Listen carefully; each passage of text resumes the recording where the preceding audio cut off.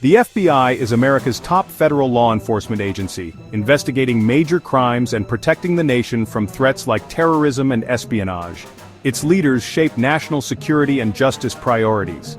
At the top sits the FBI director, appointed by the president and confirmed by the Senate. A deputy director stands just below.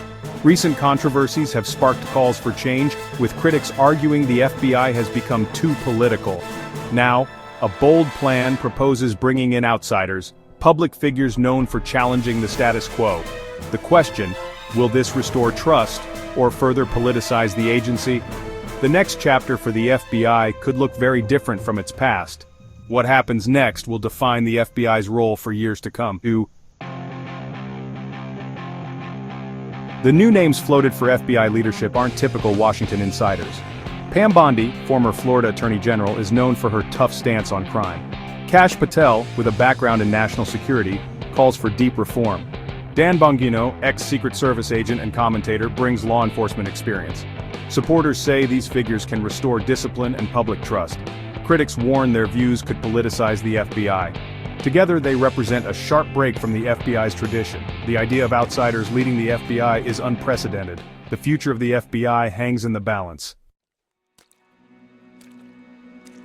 The proposed changes go beyond new faces. They include a radical shift in the FBI's leadership structure. Instead of one deputy director, the plan introduces two co-deputy directors, each overseeing a different core mission. One would focus on criminal investigations, the other on national security. Dan Bongino is suggested for the criminal side, leveraging his law enforcement experience. The idea, specialized leadership for the FBI's most critical areas, with more oversight and accountability.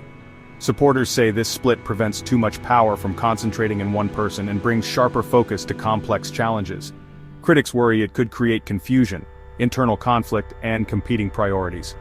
The co-deputy model is a dramatic departure from decades of tradition.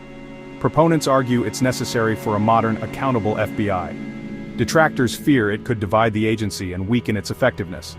The stakes: a more responsive FBI or a fractured one? This structural experiment could set a precedent for other agencies. The outcome will test whether innovation can improve federal law enforcement. The nation waits to see if this gamble pays off. The plan takes another turn with the inclusion of Missouri's Attorney General as the second co-deputy director. It's rare for a sitting state official to take a top federal law enforcement role. The Missouri AG is known for challenging federal authority in court, making his selection a bold statement. He would oversee national security and counterintelligence, acting as an internal check on federal power. Supporters see him as a constitutional watchdog, ensuring the FBI respects civil liberties and state rights. Critics argue this creates a conflict of interest. Can a state official serve both Missouri and the federal government? The move blurs the line between state and federal authority, raising legal and ethical questions. Some fear it sets a precedent for politicizing federal agencies with state-level agendas. Proponents say it's a needed check on federal overreach. The appointment is controversial, with strong opinions on both sides.